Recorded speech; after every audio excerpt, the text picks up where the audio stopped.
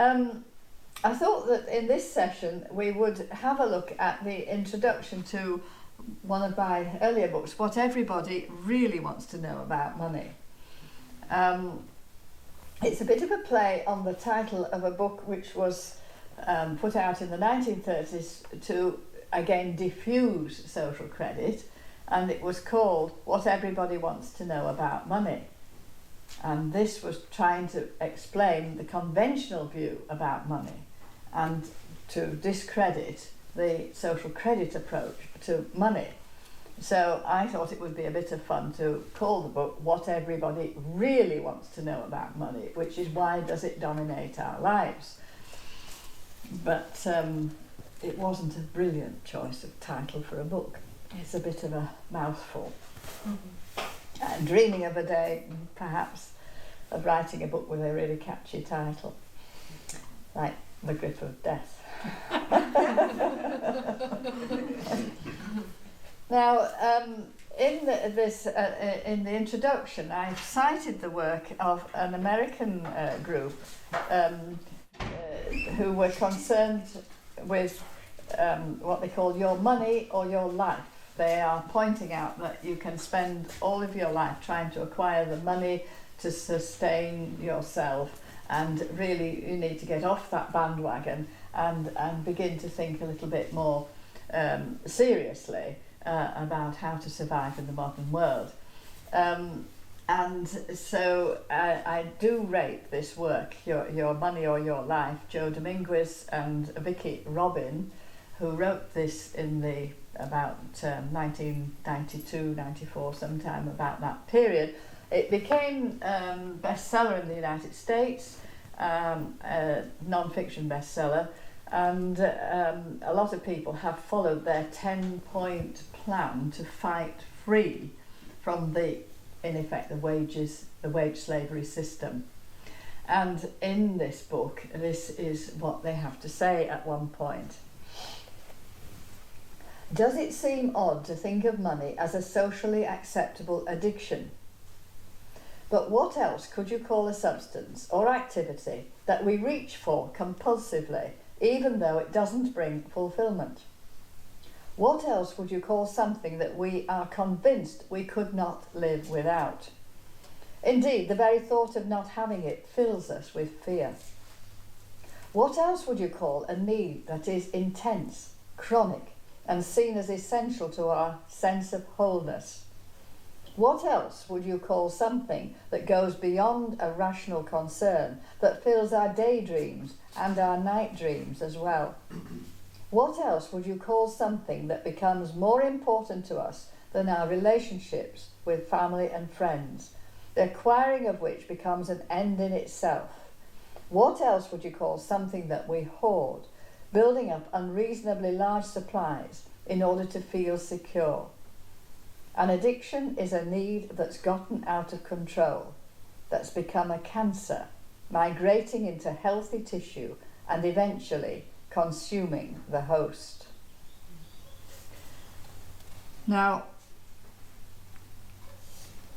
your money or your life, the people who wrote that book, could be classed as perhaps quite early in the series of people who are looking at this idea of social art, of crafting the way we live together and the way we work and live together in ways which more clearly accord with that threefolding idea than the pyramidal structure. And they're talking about fighting free of the money system. And I'd just like to sort of leave that as a thought with you. And I just don't know what you might comment.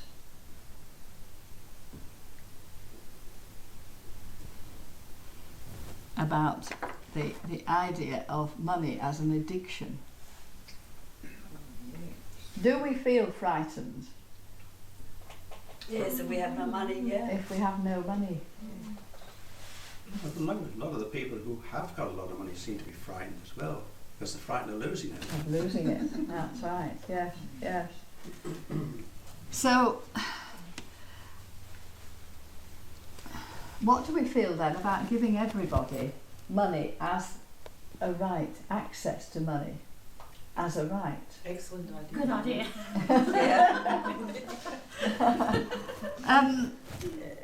What might the objections be? Objection to giving everybody money? Mm.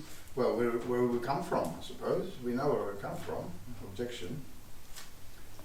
Well, the objection or the money would come No from. objection to give everybody money. Yes, yes. Yeah, from a ruling class which live off the production of the money. More than that. And want to take profit and want to interest and want to rule the world that way, which they do. Yes, the profit and the interest in financial terms, but it gives them access to resources, which the real resources is really what they perhaps want.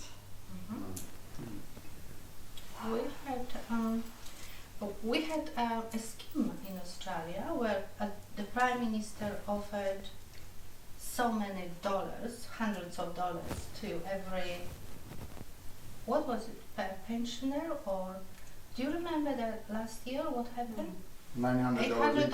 or $900 Yes, to yes. pensioners. The one-off payment. That was to stimulate the economy. Yes. Yes. And that is where we are opposed to giving money in a present system like that, because that becomes our debt immediately. Mm. So we have to distinguish between this giving away debt money as to providing a dividend that would be used in a productive, logical, rational manner, rather than what's happening now. Yeah. And we need financial reform for that. So That's it. It's quite a complex complex situation.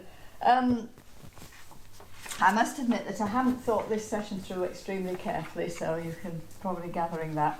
But I came across, as I was setting out, a piece of work of mine which I will leave with you, and you can happily copy it as long as you acknowledge the copyright which belongs to the publishers.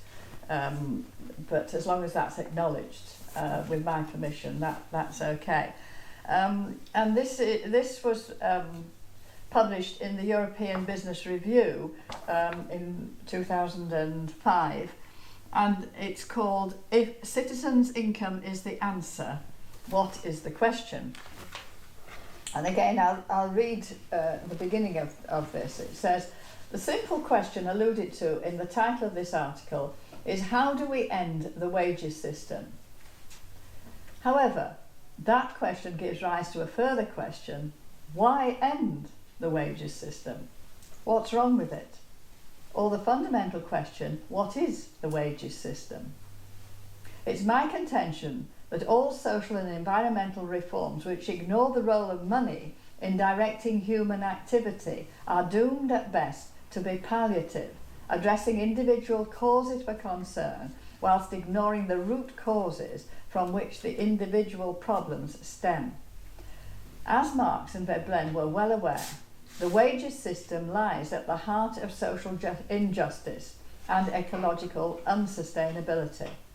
So long as an absentee owner directs the work of wage or salaries employees, whether in private or state corporations, the motivation for reform will constantly be frustrated.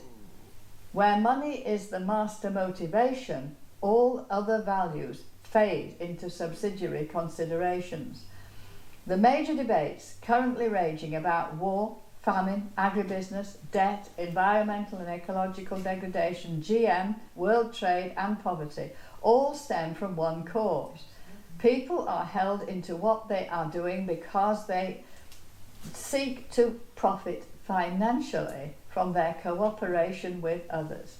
Whether the profit is from the speculative sale of money or the sale of labour time, it doesn't really matter. Both are beholden to the same phenomenon. It's the economy, stupid. That was what the American president was told was the major issue at the time of elections. The money economy is dividing people not only from their work and its product, but also from the land, which ultimately sustains all forms of human society. If one cannot live on bread alone, one certainly cannot live on money at all.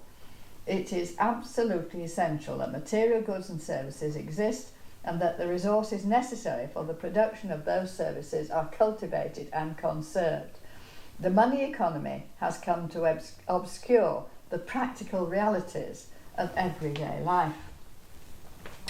So, what do we do about this whole question of the money economy? You might get a few clues from reading that. I might as well if I reread it,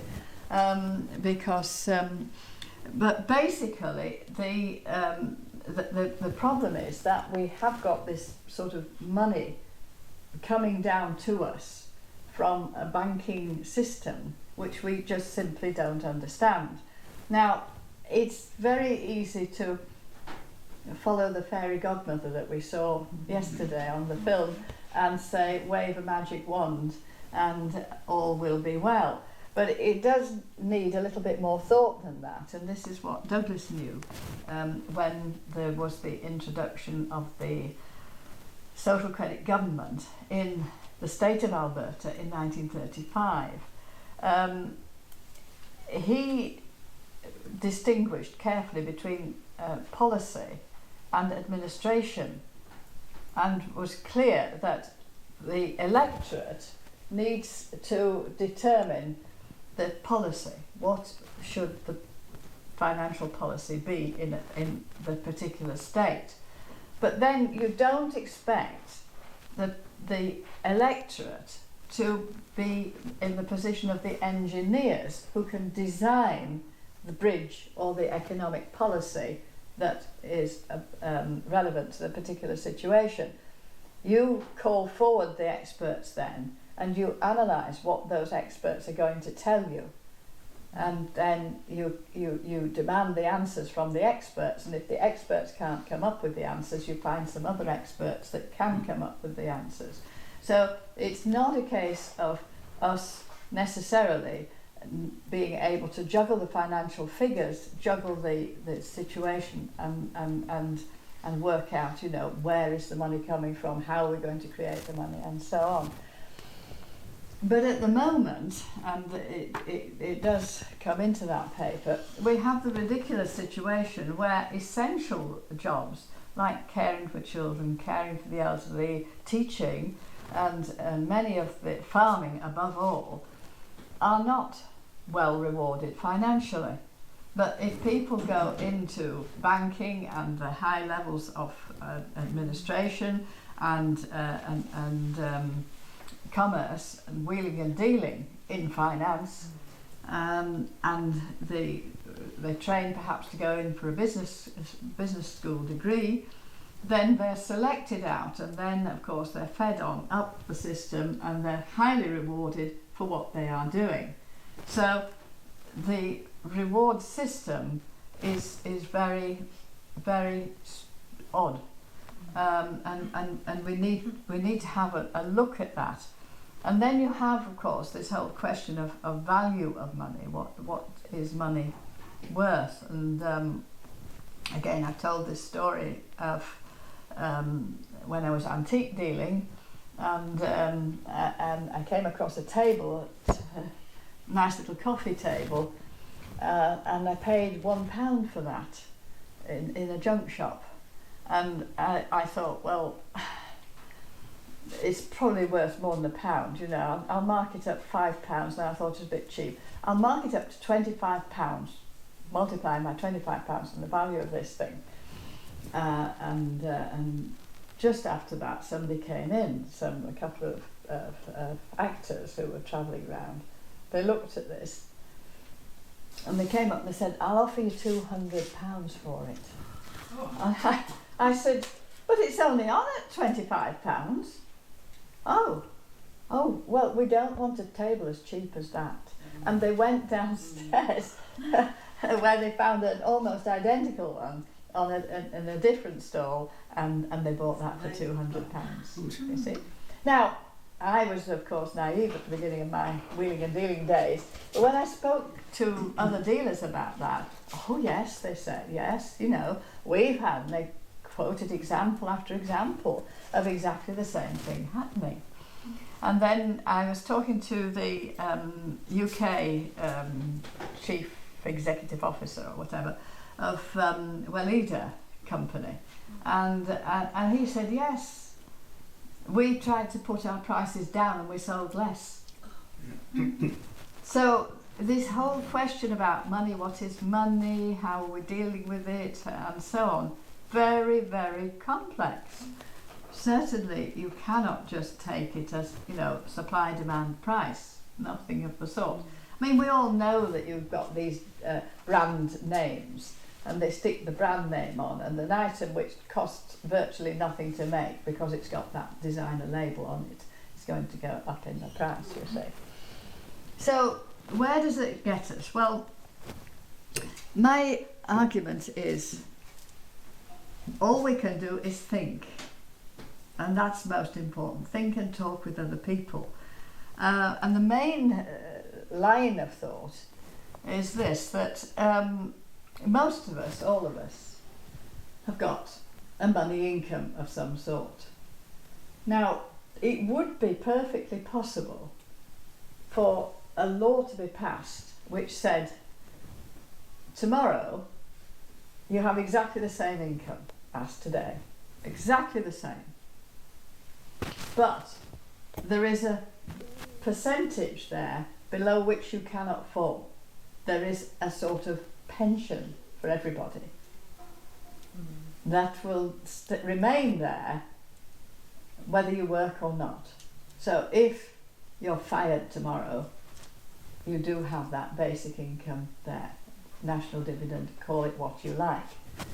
Now that would be perfectly possible. It's not a difficult thing to conceptualise, to imagine, and so on. But it's quite an interesting thought. What sort of a difference would it make to one's relationship with an employer?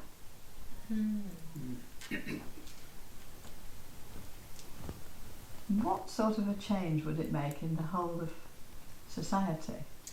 You feel more secure, I suppose. Well, some people would. I was talking about the national dividend to someone, and I explained, I said the idea of it is that everybody gets it, whether they're a small child or a millionaire. And, oh no, that went right over his head. Because he couldn't understand, you know, somebody who's not doing anything, getting something for nothing, as his idea was. Yes. But at the same time, he didn't agree that this millionaire, who had plenty of money, should get it either. Yeah, it was cockeyed thinking. Yeah. But wouldn't people feel more secure, like in the workforce, like towards their employment, Yes. if they could speak out then because they had something to fall back on? Yes. That's a point, I Yeah, think. yeah, that's the Yes. point. Yes, Yeah. yes. I mean, that would be absolutely brilliant. I think it's an interesting thing to toss about and talk to people about, because, you know, it's amazing how they'll react in such different ways. Yeah. But the way I would justify it is that when you think about it, I mean, I've been, say, a school teacher at times, and I've worked quite hard doing my studying and all the rest of it, and then when I've given a lesson or a series of lessons during the week, I've had to prepare and give the lessons and follow up with an in-marking and so on, and being present. But at the end of the week, or month or whatever you like, I've been given a salary. And with that salary, I can buy a house and furniture and chairs and a car and electricity and food and clothes. It would take me an awfully long time even to make one item in the house in which I live. Never mind all of them. How far has my effort created that value? And what Douglas called it was the common cultural inheritance and the increment of association together make up 95% of the value. And I'm putting in that little tiny 5%. And even that, I think, is not compared to what I get back for just simply going to work.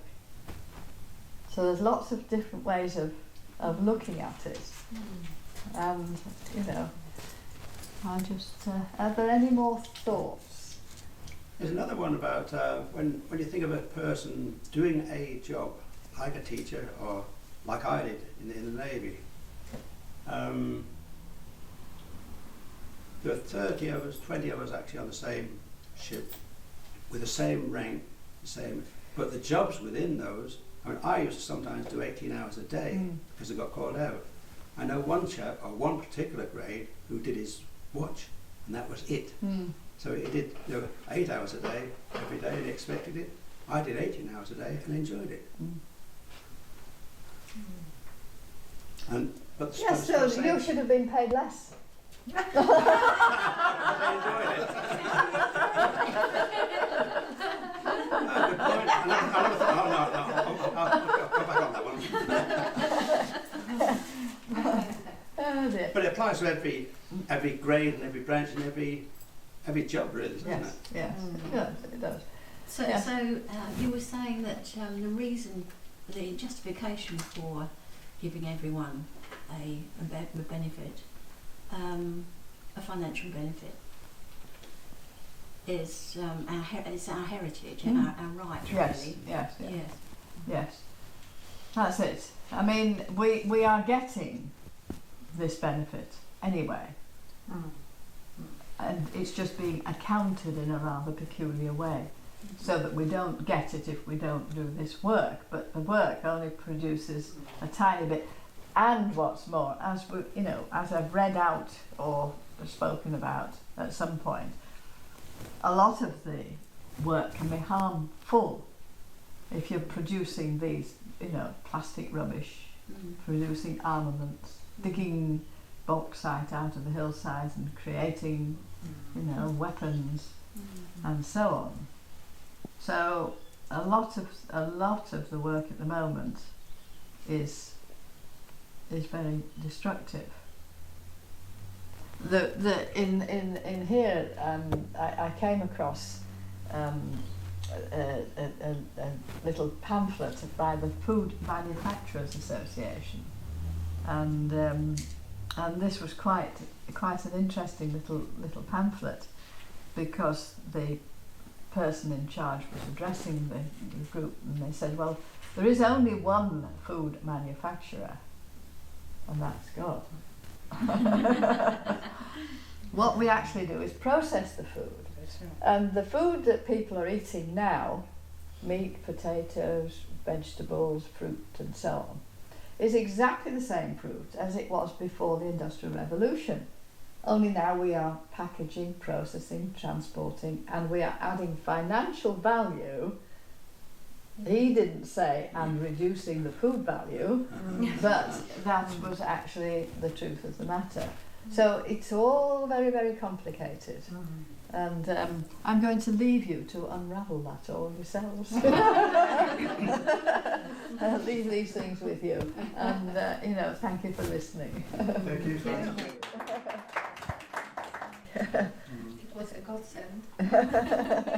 Yes. And I take great pleasure in presenting you just a small appreciation for Beata's paintings. Yes, There we thank are, you. thank That's you. absolutely lovely. I'm delighted. Thank you. Yes, I'm pleasure. And thank you so much for inviting me. And I really have enjoyed being here. and thoroughly enjoyed being welcomed by Beata and Arnie and Betty and everybody. And I'm sorry if the questions have been flummoxing a bit, but but I have really enjoyed finding out more about this country, and there's so much I'm going to be taking back with me and passing on. And of course we're only sort of establishing communications here, because now with these worldwide communications we're in touch through the emails, through the you know, the internet, and through radio possibility and so on. I think there's going to be ongoing ripples from this visit, so I'm delighted to meet you, and we'll be in touch. Thanks, Francis. Thank you. Yeah.